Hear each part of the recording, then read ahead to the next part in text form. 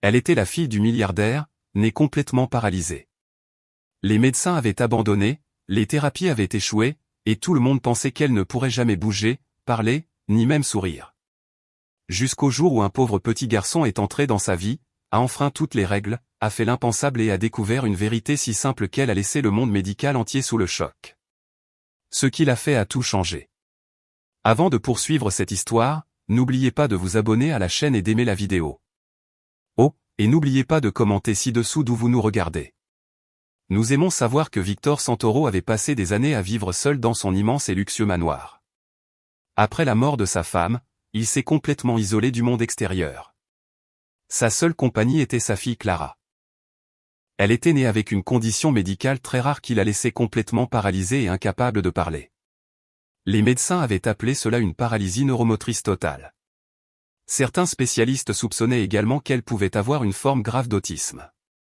Victor avait autrefois été l'un des hommes d'affaires les plus puissants et les plus riches du pays. Mais lorsque sa femme est décédée et qu'il a vu que Clara ne s'améliorait pas, il a tout abandonné. Il a laissé son empire derrière lui et s'est entièrement consacré à prendre soin de Clara. Il a cessé d'aller aux réunions, à ignorer les investisseurs et à transformer sa maison en un hôpital privé équipé de la meilleure technologie et du meilleur personnel.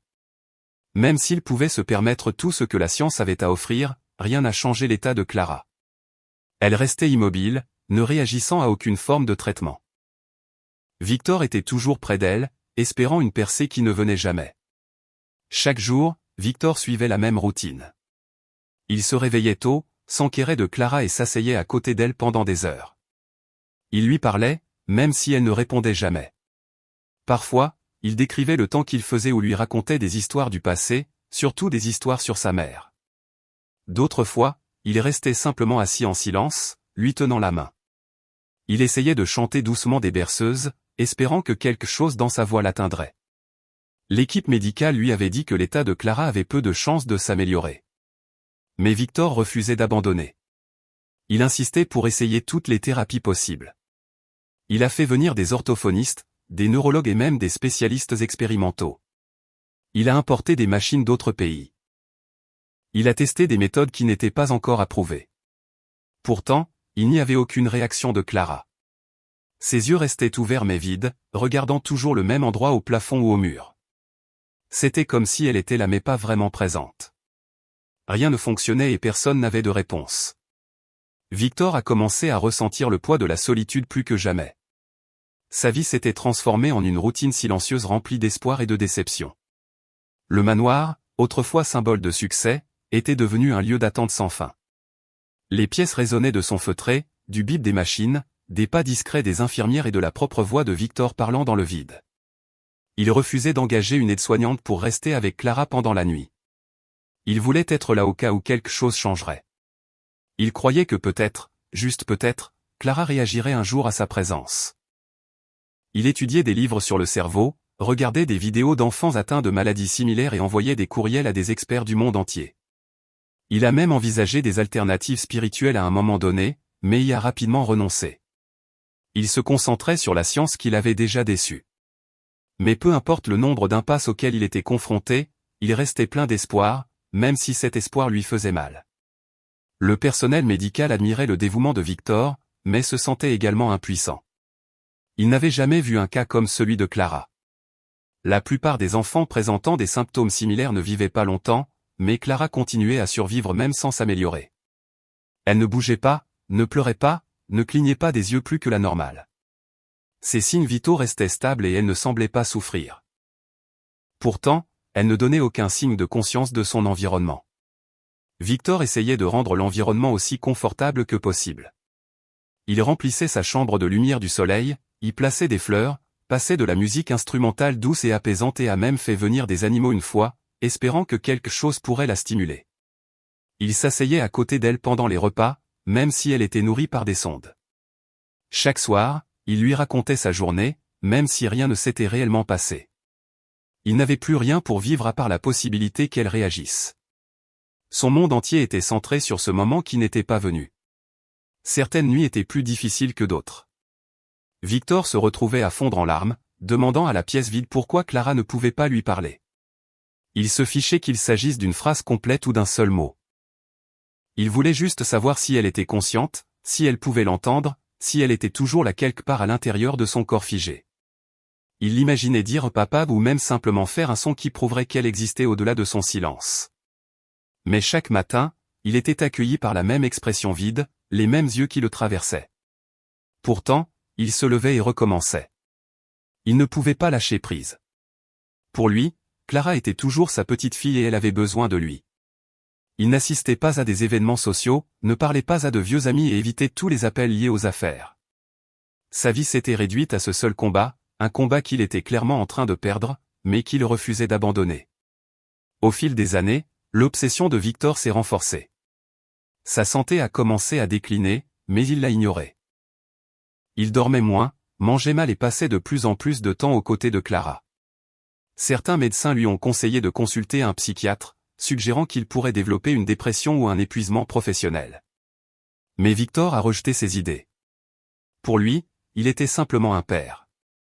Un père qui faisait tout ce qu'il pouvait malgré le silence qui remplissait sa maison. Il pensait parfois à ce que dirait sa femme si elle était en vie. Lui dirait-elle de passer à autre chose, ou se tiendrait-elle à ses côtés, espérant comme lui?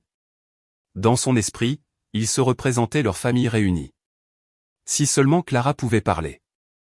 Mais peu importe le nombre d'heures qui passaient ou le nombre de thérapies qu'il essayait, ce jour n'est jamais venu.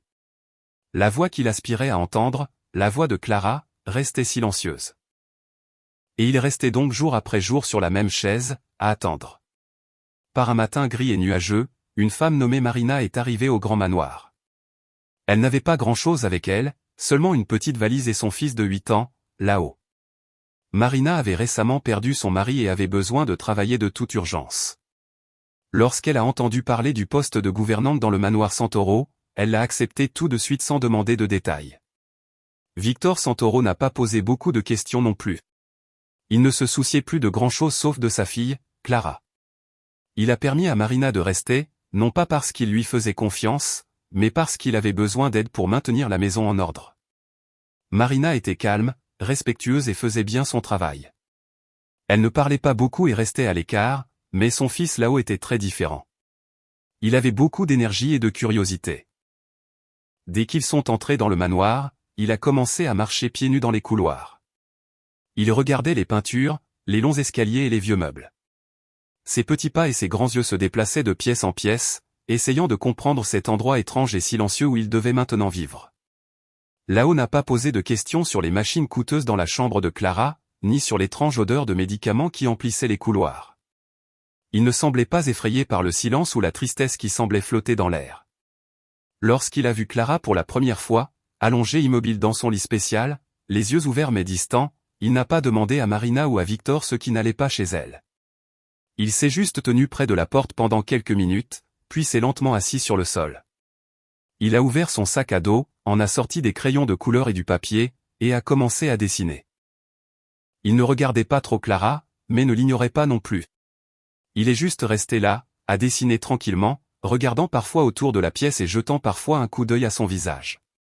Clara ne bougeait pas et ne clignait pas des yeux plus que d'habitude, mais quelque chose dans la façon dont là-haut était assis là a rendu la pièce un peu différente. Ce n'était pas forcé. Il n'essayait pas d'aider ou de réparer quoi que ce soit. Il était juste présent. Et d'une certaine manière, cela a fait une petite différence. Victor a remarqué le garçon et n'était pas sûr de ce qu'il devait penser au début. Il avait embauché Marina, pas son fils. Il n'aimait pas l'idée d'un enfant qui courait dans le manoir. Il pensait que cela pourrait être perturbateur, voire dangereux avec tout le matériel médical autour. Mais quelque chose chez là-haut était différent. Il ne parlait pas fort et ne faisait pas de dégâts. Il ne posait pas trop de questions et ne brisait pas les règles. Il se déplaçait tranquillement, toujours en train d'observer, toujours calme. Quand Victor l'a vu assis à côté du lit de Clara, il a presque dit à Marina de tenir son fils éloigné de cette pièce, mais il s'est arrêté. Là-haut ne dérangeait personne. Il n'essayait rien d'étrange. Il dessinait juste.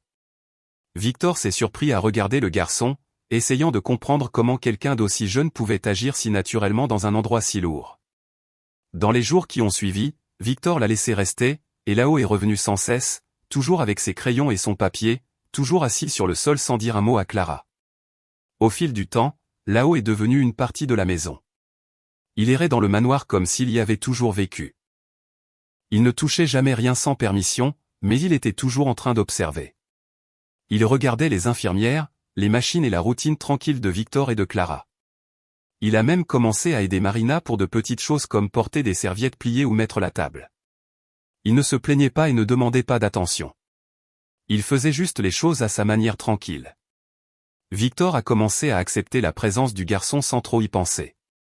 Il était plus facile de le laisser tranquille que d'essayer de le contrôler. La chambre de Clara est devenue son endroit préféré.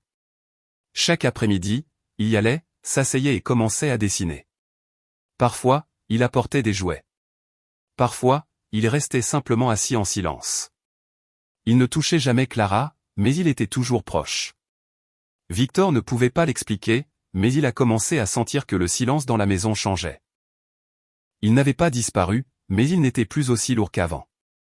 Marina a également remarqué le changement. Elle n'a rien dit, mais elle l'a senti. Son fils était plus heureux. Elle pouvait le voir dans sa façon de marcher, la façon dont il la regardait quand elle venait prendre de ses nouvelles. Au début, elle craignait qu'il ne se rapproche trop de Clara, de peur que quelque chose ne tourne mal. Mais au fil des jours et sans qu'il ne se passe rien de mal, elle a cessé de s'inquiéter. Clara n'a jamais réagi, mais Marina sentait que la présence de là-haut faisait quelque chose, pas à Clara, mais à la maison elle-même. L'air n'était pas aussi tendu. Victor a même commencé à lui adresser quelques mots de plus pendant la journée.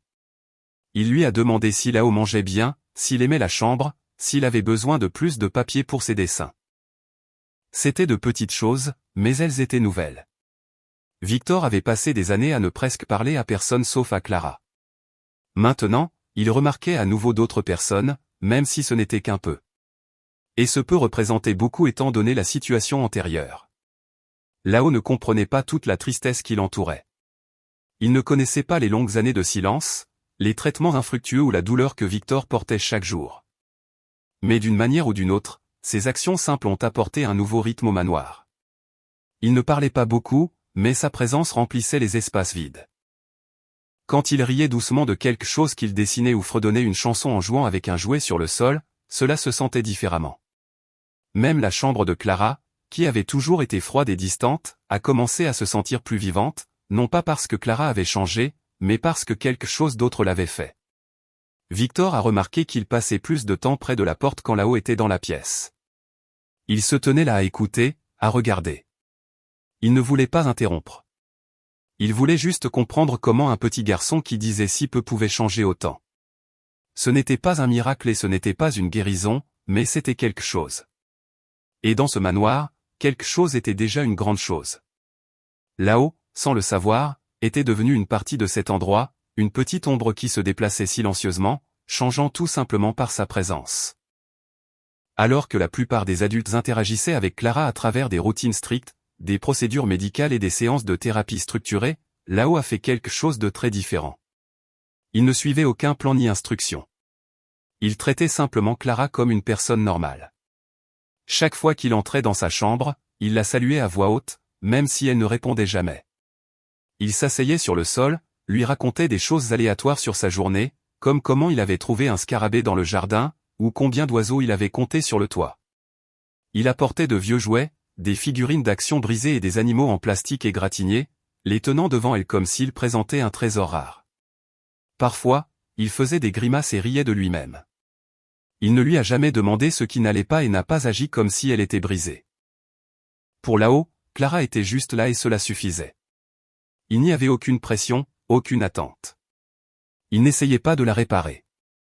Il était juste lui-même. Et jour après jour, il a continué ses visites en parlant, en montrant, en riant, tandis que Clara restait immobile et silencieuse dans sa chaise, ne regardant rien et ne répondant à personne. Un après-midi, alors que là-haut était assis à ses côtés, il tapait des mains en racontant une histoire inventée. Il ne faisait pas très attention à Clara. Il était dans son propre monde, faisant semblant que son chien jouet chassait un criminel à travers la pièce. Puis il s'est arrêté une seconde et a jeté un coup d'œil à Clara. Ses yeux regardaient ses mains. Là-haut s'est figé. Il a tapé à nouveau des mains. Ses yeux ont légèrement bougé. Ce n'était pas un grand mouvement, mais c'était suffisant pour qu'il le remarque. Il n'a rien dit à personne. Il a pensé que c'était peut-être juste un accident ou un tour de lumière. Mais le lendemain, il est revenu avec un plan. Pas un grand, juste quelque chose de simple. Il s'est assis près d'elle et a sifflé doucement. Les yeux de Clara ont cligné une fois lentement. Lao s'est penché. « Tu as entendu ça ?» a-t-il demandé. Bien sûr, elle n'a pas répondu, mais il a souri quand même. Il a passé le reste de cette journée à faire des sons, à taper des mains, à claquer des doigts, à siffler différents airs. Il regardait attentivement, et chaque fois il pensait qu'elle réagissait un peu plus, peut-être juste un clignement d'yeux ou un léger changement de regard. Lao n'a rien dit à personne au début. Il ne voulait pas que les adultes entrent et gâchent tout avec des règles, des machines ou des tests. Pour lui, ce n'était pas quelque chose de médical. C'était comme un jeu. Il a commencé à apporter de petites cloches de la salle de stockage et à les agiter doucement. Parfois, les yeux de Clara se contractaient.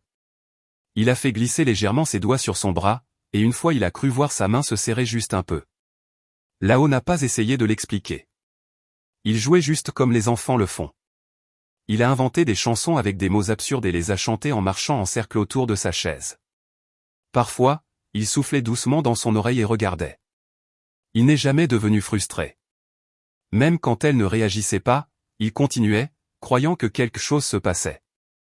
Marina a aussi commencé à remarquer des changements. Elle s'est tenue près de la porte pendant l'une de ses séances et a regardé, surprise. Les yeux de Clara semblaient suivre le mouvement, pas parfaitement, pas clairement, mais différemment d'avant. Les mains de Marina tremblaient, mais elle restait silencieuse, de peur de parler et de briser le moment. Au fil des jours, les signes sont devenus plus évidents. Clara ne bougeait pas son corps, mais son attention semblait se déplacer. Quand Lao a éclaboussé de l'eau dans un petit bol à côté d'elle, elle a cligné des yeux rapidement. Quand il a fait un léger bruit de frappe sur les carreaux du sol avec un bâton, ses yeux ont suivi sa main. Marina a commencé à prendre des notes dans un cahier qu'elle gardait dans son tablier. Puis, yeux à la fenêtre, a-t-elle écrit, éclaboussure d'eau, clignement d'yeux. Au début, elle a pensé qu'elle imaginait des choses, mais Victor l'a remarqué aussi.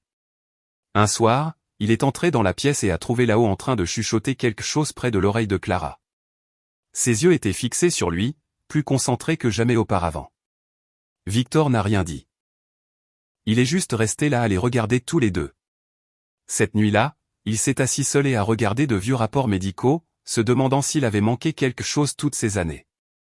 Peut-être que ce dont Clara avait besoin n'était pas des machines de haute technologie ou des experts d'autres pays. Peut-être avait-elle besoin de quelque chose de plus petit, de plus simple, de quelque chose que personne ne pensait pouvoir avoir de l'importance. Une attention sans pression, une gentillesse sans attente. Le moment qui a tout changé s'est produit près du jardin. Lao avait remarqué que Clara semblait particulièrement alerte quand elle pouvait entendre le bruit de l'eau. Un jour, en explorant la cour, il a trouvé un morceau de tuyau d'arrosage cassé et a commencé à remplir une cuve en plastique près de la fontaine. En éclaboussant ses mains dans l'eau, il a vu la tête de Clara s'incliner légèrement. Il a halté et a couru chercher Marina. Ils ont tous les deux regardé tranquillement Lao verser de l'eau entre deux tasses, créant un rythme doux. Les yeux de Clara ont suivi le mouvement. À partir de ce jour, Lao a demandé à sortir Clara plus souvent. Victor l'a permis. Le personnel a aidé à rouler la chaise de Clara jusqu'au bord de la piscine ou près de la fontaine. Parfois, c'était juste pour quelques minutes, d'autres fois plus longtemps. Lao a continué à parler, a continué à jouer. Il ne s'est pas arrêté. Il a commencé à essayer de petites choses, à mouiller les doigts de Clara avec de l'eau chaude, à brosser un bateau joué sur son bras ou à secouer des feuilles sur ses genoux. Rien n'était forcé. Cela faisait toujours partie d'un jeu, et Clara semblait lentement, prudemment réagir. Un après-midi, assis au bord de la piscine, Lao a eu une idée. Il avait réfléchi à la façon dont Clara réagissait au bruit de l'eau, au mouvement des feuilles et au calme du jardin. Il s'est demandé si passer plus de temps à l'extérieur pourrait l'aider à se connecter davantage. Il a donc demandé à Victor s'il pouvait apporter quelques jouets à l'extérieur régulièrement et installer une sorte d'aire de jeu à côté de la piscine. Victor n'a pas répondu tout de suite, mais le lendemain, le jardinier a nettoyé l'endroit, et les infirmières ont aidé à organiser un coin ombragé avec des tapis et des chaises. Lao a commencé à y passer des heures avec Clara. Il a inventé des jeux d'eau, raconté des histoires et utilisé des jouets flottants pour créer des scènes amusantes.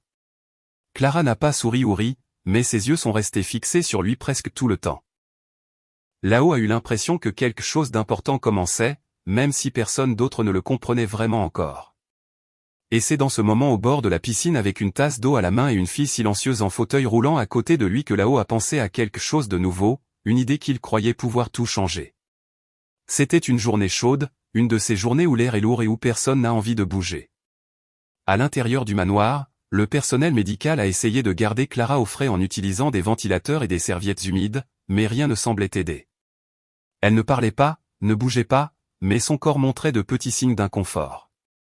Sa respiration était plus rapide que d'habitude. Ses yeux clignaient plus souvent. Marina a remarqué le changement et a essayé d'ajuster sa position dans le fauteuil roulant, mais Clara est restée la même, toujours silencieuse, tendue. Là-haut a regardé tout cela tranquillement à distance.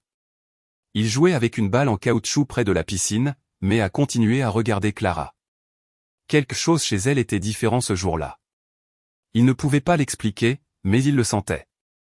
Il s'est approché lentement, s'est tenu à côté de sa chaise et a fixé son visage. Ses yeux ne regardaient pas dans le vide comme d'habitude. Ils étaient fixés sur l'eau. Là-haut n'a rien dit, mais à l'intérieur, quelque chose le poussait. Il s'est souvenu des autres fois où elle avait réagi à l'eau, la fontaine, la pluie, le tuyau d'arrosage, et maintenant la voilà à nouveau, fixant la piscine. Là-haut a hésité un instant. Personne d'autre n'était près de lui. Marina était allée chercher des serviettes propres et Victor était à l'intérieur de la maison pour vérifier des documents. Les infirmières étaient dans une autre pièce. Il n'y avait que lui et Clara près de la piscine. La chaleur a rendu tout plus lent et le silence autour d'eux a rendu le bruit de l'eau de la piscine plus fort. Là-haut a placé sa main sur les poignées du fauteuil roulant et a lentement commencé à le déplacer. Il n'avait pas de plan. Il savait juste qu'il devait la rapprocher de l'eau. Les roues ont un peu grincé alors qu'il la poussait à travers les carreaux de pierre, s'arrêtant juste au bord de la piscine. Il a baissé les yeux sur l'eau, puis sur Clara. Ses yeux étaient toujours ouverts, toujours en train de regarder. Il a pris une profonde inspiration, a regardé autour de lui à nouveau, et puis sans trop réfléchir, il a poussé. La chaise a roulé vers l'avant, a basculé et est tombée dans la piscine. Le cri de Marina a brisé le silence. Elle venait de sortir et a vu ce qui s'était passé. Victor a entendu le bruit et a couru hors de la porte terrifié. Tout le monde s'attendait à une catastrophe. Clara n'avait jamais bougé, jamais réagi à quoi que ce soit avec son corps. Tomber dans une piscine aurait dû être dangereux, voire mortel. Mais ce qu'ils ont vu ensuite les a laissés figés sur place. Clara n'a pas coulé. Son corps est resté près de la surface, flottant doucement. Ses bras ont lentement bougé. Ses doigts se sont ouverts et fermés sous l'eau. Sa tête est restée au-dessus de la surface, et ses yeux étaient grands ouverts, plus alertes que jamais auparavant. Victor a cessé de courir. Marina a couvert sa bouche sous le choc. Là-haut n'a pas attendu. Il a sauté dans la piscine juste après elle, nageant rapidement à ses côtés. Il ne l'a pas touchée tout de suite. Il est juste resté à proximité, la laissant s'adapter. Elle n'a pas paniqué. Il n'y avait aucune peur sur son visage. L'eau l'a enveloppé comme quelque chose de familier. Ses jambes n'ont pas donné de coups de pied, mais ses bras ont fait de petits mouvements, suffisants pour la maintenir stable. Ses lèvres ont légèrement tremblé, mais elle ne pleurait pas, pas encore. Là-haut a nagé plus près et a chuchoté, « Tu vas bien. Je suis là. » Le personnel a couru pour aider, mais a hésité, de peur d'interférer avec ce qui se passait. Il n'avait jamais vu Clara comme ça. Sa bouche s'est ouverte juste un peu et sa respiration est venue en doux allaitement. Elle a regardé autour de la piscine comme si elle la voyait pour la première fois. Alors qu'il la sortait de l'eau, la soulevant soigneusement dans une serviette sèche, ses lèvres ont recommencé à trembler. Puis sont venues les larmes. Elle a pleuré, pas fort, pas sauvagement, mais des larmes ont coulé sur son visage sans s'arrêter. Ce n'était pas un cri de douleur. Ce n'était pas de la peur. C'était quelque chose d'autre complètement. Son visage avait des sensations. Ses muscles n'étaient pas tendus comme avant. Ses yeux n'arrêtaient pas de bouger, regardant tout et tout le monde. Victor est tombé à genoux juste là sur les carreaux de pierre. Il ne pouvait pas croire ce qu'il voyait. Il a regardé Clara, puis là-haut, qui se tenait trempée et pieds nus au bord de la piscine. Personne n'a rien dit au début. Ils ont tous regardé Clara pleurer silencieusement, chaque larme prouvant que quelque chose avait changé. Victor s'est finalement approché. Il s'est agenouillé à côté de sa fille, craignant de parler, craignant de la faire retomber dans le silence. Il a regardé dans ses yeux et a chuchoté son nom, Clara. Ses yeux ont rencontré les siens. Cela seul a suffi à faire venir plus de larmes à ses propres yeux. Pendant des années, il lui avait parlé, avait imploré un signe, un mouvement. Et maintenant, la voilà qui le regarde directement. Lao s'est tenu à côté d'eux, ne comprenant pas tout à fait la gravité de ce moment, mais sentant qu'il était important. Marina s'est approchée lentement, s'agenouillant à côté de Clara également. Ses mains tremblaient alors qu'elle essuyait doucement le visage de Clara avec une serviette. Clara ne s'est pas retirée. Elle ne les a pas traversés du regard. Elle était consciente. Tout le monde pouvait le sentir. Ce n'était pas juste un rêve ou une imagination pleine d'espoir. Son corps avait réagi. Ses yeux étaient concentrés. Ses larmes étaient réelles. C'était arrivé, l'impossible, l'impensable. Et cela avait commencé non pas à cause des médecins ou des machines, mais à cause d'un garçon qui faisait confiance à son instinct et suivait quelque chose qu'il ne pouvait pas expliquer. Le personnel ne s'est pas précipité pour apporter des outils médicaux. Personne n'a apporté un fauteuil roulant tout de suite. Pendant longtemps, ils ont juste laissé Clara s'asseoir la enveloppée dans la serviette avec son père à côté d'elle, Marina à proximité et là-haut près, laissant encore tomber de l'eau sur le sol. Finalement, une des infirmières a apporté une chaise, et Victor a aidé à soulever doucement Clara dedans. Elle n'a pas résisté. Son corps était encore faible, mais quelque chose s'était débloqué à l'intérieur d'elle. Les professionnels feraient des tests plus tard, poseraient des questions, essaieraient de comprendre ce qui s'était passé. Mais à ce moment précis, rien de tout cela n'avait d'importance. Victor a continué à lui tenir la main, à la regarder fixement, craignant de cligner des yeux. Marina s'est assise à côté d'eux, essuyant ses yeux. Lao s'est tenu un peu plus loin, ne sachant pas s'il avait des ennuis ou s'il avait fait quelque chose d'incroyable. Personne ne lui a crié dessus. Personne ne l'a blâmé. Au lieu de cela, Victor s'est tourné pour le regarder. Leurs yeux se sont rencontrés. Pendant quelques secondes, rien n'avait besoin d'être dit. Ils ont tous les deux compris. L'eau avait fait quelque chose que personne ne pouvait. Ce qui venait de se passer n'avait pas l'air de la magie. C'était réel.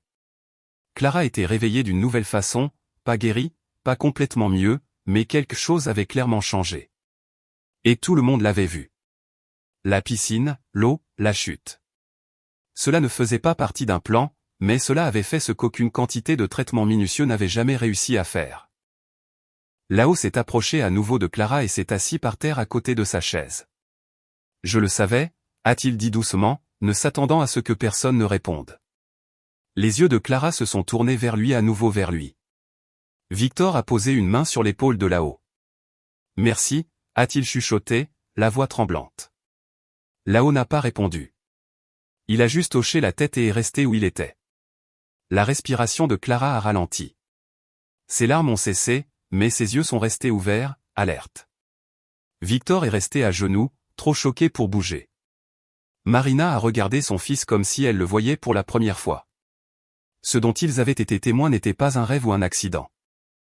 C'était réel, et cela avait commencé avec l'acte imprévu et spontané d'un pauvre garçon qui avait osé croire qu'il y avait quelque chose qui attendait à l'intérieur du silence. Quelques jours après la plongée dans la piscine, l'atmosphère dans le manoir était complètement différente. Clara ne s'asseyait plus avec ce même regard vide. Ses yeux suivaient maintenant les mouvements avec attention. Et parfois, quand quelque chose l'amusait, les coins de sa bouche se courbaient en un petit sourire mais clair. Ce n'était pas constant, mais c'était suffisant pour que tout le monde le remarque. Victor marchait plus légèrement dans les couloirs, et Marina avait une expression différente sur son visage, une expression d'espoir prudent. Là-haut, d'un autre côté, est devenu presque inséparable de Clara. Il restait près de sa chaise pendant des heures, apportant ses jouets, ses livres et les petits objets qu'il trouvait dans le jardin. Il lui parlait de tout, riant et faisant des bruits pour attirer son attention. Clara le suivait avec ses yeux tout le temps, tournant légèrement la tête pour le garder en vue. C'était lent, mais ça se passait. Quelque chose s'était réveillé à l'intérieur d'elle après l'eau. Elle était encore silencieuse la plupart du temps, mais sa présence se sentait vivante, et la maison ne ressemblait plus à une tombe. Lao a commencé à explorer de nouvelles façons de la maintenir engagée. Il s'est assis sur le sol à côté d'elle, a ouvert de vieux livres d'images et a montré chaque page à elle comme s'il lisait une histoire à voix haute. Il utilisait des mots simples, les répétait et changeait sa voix pour la rendre amusante. Il empilait des jouets, faisait de petites tours avec des blocs et les faisait tomber, regardant ses yeux suivre le mouvement. Il éclaboussait de l'eau dans un bol, lui montrant comment elle bougeait et brillait au soleil. Clara a répondu avec de petits clignements d'yeux ou de minuscules mouvements de ses lèvres, des choses que personne n'avait jamais vues auparavant. Victor se tenait souvent près de la porte, ne voulant pas interrompre. Il avait essayé toutes les thérapies du monde sans résultat. Mais maintenant, sa fille réagissait au jeu d'un garçon sans formation. Marina cachait parfois son visage avec ses mains quand elle voyait Clara sourire, des larmes se formant dans ses yeux. Tout le monde sentait qu'il regardait quelque chose de rare et de fragile, comme un secret qui ne pouvait pas être forcé ou précipité. Puis est venu le moment au bord de la piscine. C'était un après-midi chaud, et Lao avait apporté un de ses jouets préférés, un petit canard en caoutchouc jaune qu'il avait trouvé au fond d'un placard. Elle